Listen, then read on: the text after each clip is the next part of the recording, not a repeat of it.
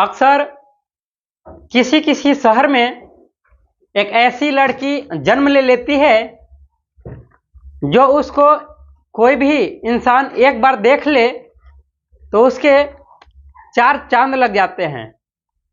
यानी कि घुरा फिरा के मैं बात न करने वाला हूँ। दरअसल ये बात होता है कि एक लड़की काफ़ी खूबसूरत होती है और वो उस इलाके में कहीं भी वो लड़की जाया करती थी तो लड़के देख करके उनके दिमागों में गलत आचरण पैदा हो जाता था। बात यह है कि उसके अक्सर उस इलाके में कोई भी एक बार देख ले या फिर उस लड़की से एक बार बात कर ले तो फिर वो लड़के दीवाना हो जाते थे।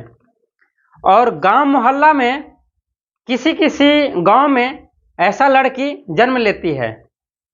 हालांकि वो लड़की अपने माँ बाप को बहुत अच्छी तरीके से मानती थी, प्यार देती थी और अपने माँ बाप को ख्याल रखती थी और वो बाइक भी स्कूटी चलाती थी। जब भी खाना बनाना हो या घर के कोई भी सामग्री लाना हो तो अपने बाइक से मार्केट जाती और सामान लेकर के अपने घर आती। लेकिन लड़के ने काफ़ी उस लड़की से बात करने के लिए कोशिश किया, प्रेम संबंध बनाने के लिए कोशिश किया, लेकिन वो लड़की किसी के हाथ में नहीं आई। लेकिन जैसे जैसे दिन बीतता चला जाता है अंततः एक समय उस लड़की की एक छोटी सी गलती से उस लड़की के ऐसी भुगतना पड़ता है कि मौत हो जाती है। दरअसल मैं बात कर रहा हूँ उत्तर प्रदेश की। नमस्कार, आदाब, सत श्री अकाल। मेरा नाम रामजी राज। दोस्तों, इस पूरी घटना का सुनाने का उद्देश्य है कि ऐसी घटनाओं से सतर्क रहें, सावधान रहें। यह घटना उत्तर प्रदेश का एक जिला पड़ता है लखनऊ और उसी लखनऊ में एक इलाका पड़ता है। उस इलाका का नाम रहता है मलिहाबाद। मलिहाबाद में 24 फरवरी 2020 के रात्रि 9 बजे के तकरीबन मलिहाबाद में रेलवे लाइन पर एक लड़की की लाश मिलती है। तो रेलवे लाइन के मास्टर जो होते हैं वो उस लाश को देखते हैं और देखने के बाद फौरन थाना को सूचना देते हैं। थाना उस जगह पहुंचते हैं और पहुंचकर उस लाश को तलाशी लेते हैं। जब किसी भी तरीके से पता नहीं चलता है तो गांव-गांव उस इलाके के शहर में पता बहुत चीज़ें करते हैं। सीसी कैमरे को भी खंगाला जाता है, इसके बावजूद भी उस लड़की का पता नहीं चलता है। धीरे धीरे दिन गुजरता चला जाता है। फिर मालूम चलता है कि एक तेज धार से उसकी किसी ने हत्या कर दी है। दरअसल उस लड़की का नाम रहता है नीरू, जो कि वो वजीरगंज इलाके के वो लड़की रहती थी। उस वजीरगंज इलाके के वो लड़की थी और उनका पिता का नाम है मोहम्मद असलम। जब उनके पिता से थाना इंक्वायरी लेती है और पूछती है तो पिता ने साफ मना करते हैं और बताते हैं कि मुझे अपनी बेटी के बारे में कुछ पता नहीं है, कैसे इनकी हत्या की गई या कैसे इनकी मृत्यु हुई। लेकिन इसके बावजूद भी वो अपना पिता कभी भी उनके आंखों में आंसू नहीं देखते हैं।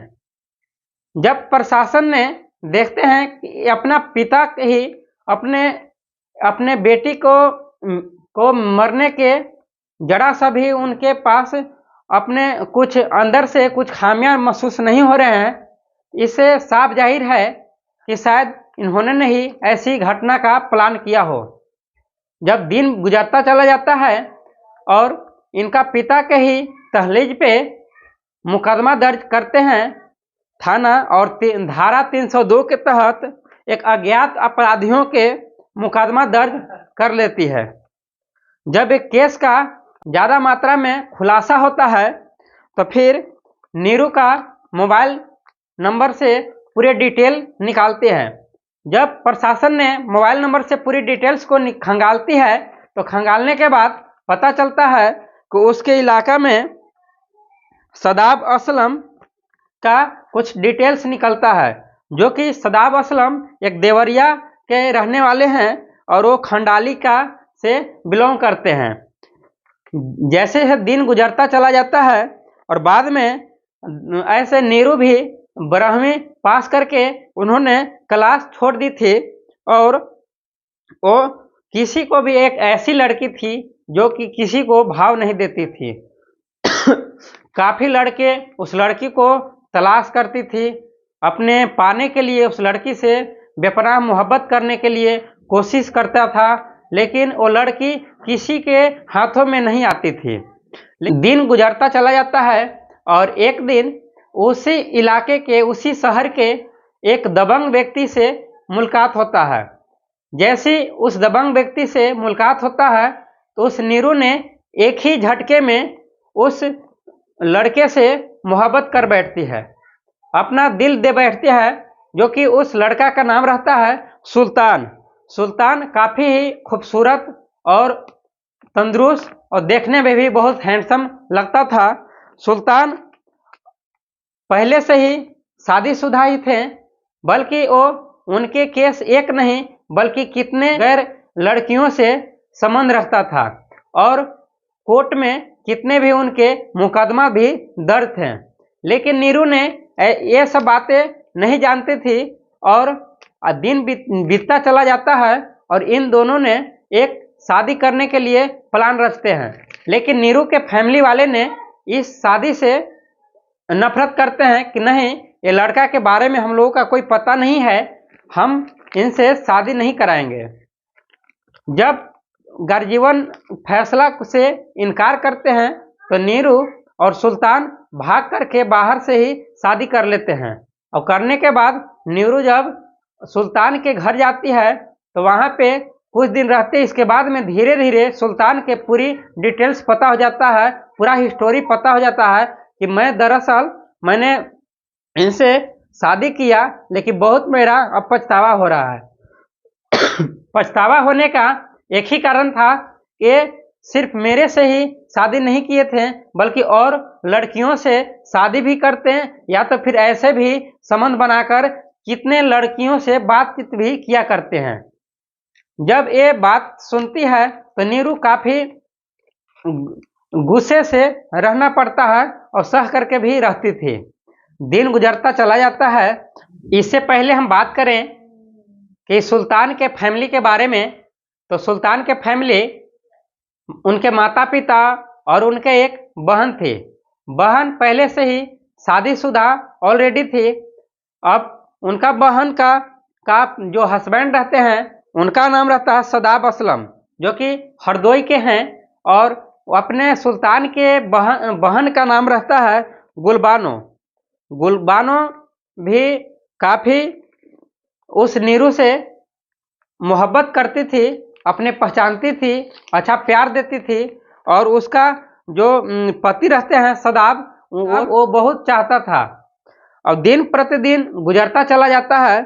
फिर कई एक बार सुल्तान के घर पे गुलबानो तो रहती थी और उसके साथ ही सदाब भी रहा करते थे। बहन शादीशुदा ही थे, बल्कि उसके एक बेटे हैं और उस बहन का नाम रहता है गुलबानो। गुलबानो का पति का नाम रहता है सदाब अहमद, जो कि वो हरदोई के रहने वाले हैं। और जब सदाब अहमद नीरू से भी बातचीत किया करते तो नीरू जो है सदाब को काफ़ी चाहने लगती है और दिन बीतता चला जाता है और काफ़ी जितना प्यार सुल्तान को देती थी उतना ही प्यार सदाब को भी देने लगती है। जब सदाब को देने लगती है तो उसका पत्नी गुलबानो से नफरत करने लगती। फिर गुलबानो ने समझता है कि हो सके कि नीरू ही हमारे पति से बात करते हैं। जब ऐसे ही धीरे धीरे पता चलता है तो फिर वो जो है अपना भाई से, गुलबानो ने सुल्तान से बताते हैं सारा बात कि देखो गलती हमारा पति अहमद में नहीं है बल्कि नीरू में ही है, क्योंकि नीरू पहले से ही दूसरे लड़कों से अब बातचीत करती आ रही है और काफी अफेयर चलता है। जब भी आप घर पे नहीं रहते हैं तो नीरू कितने लड़कों से बातचीत किया करती है, मैं छिप छिप करके देखता हूं। लेकिन ये उल्टा सीधा गुलबानो ने अपना भाई से समझाती है तो फिर सुल्तान भी उस अपने बहन की बातों को मान करके और नीरू पर यकीन कर लेती है कि हो सके ये अब मुझे नहीं चाहती, बेशक वो किसी और लड़कों से बातचीत करती है। जब ये बात खुलासा होता है तो सुल्तान ने एक प्लान बनाते हैं मारने के लिए, और सुल्तान ही नहीं बल्कि उसके बहन भी और बहन के साथ साथ बहनोई भी, सदाब अहमद, और तीनों मिल करके मारने का प्लान रचते हैं। दरअसल कुछ दिन के बाद जब सुल्तान को अपने कचहरी में जाना होता था अपने पेशे के लिए, तो वहां पे जाने के लिए जब बताती है तो फिर नीरू ने भी राजी हो जाती है। जब ये भी राजी हो जाती है तो फिर ये जो गुलबानो जो है, गुलबानो ने ही नीरू के अपने कचहरी में ले आती है और पीछे से अपने सदाब अहमद और सुल्तान ने भी जाते हैं। और सदाब अहमद अपना ही नहीं बल्कि एक और दोस्त के साथ, यानी कि उनका नाम रहता है दोस्त का जुनेद के साथ जाते हैं और जा करके कचहरी में अपना काम तो करते हैं। लेकिन जैसे ही शाम होता है वहां से चारों के चारों निकल जाते हैं और घर पे न जाकर के इधर उधर नूरी को टाइम पास करते हैं। और जैसे ही नाइट होता है, नाइट के बाद वो रात्रि में एक गांव मलिहाबाद में ले जाते हैं। मलिहाबाद में एक गांव पड़ता है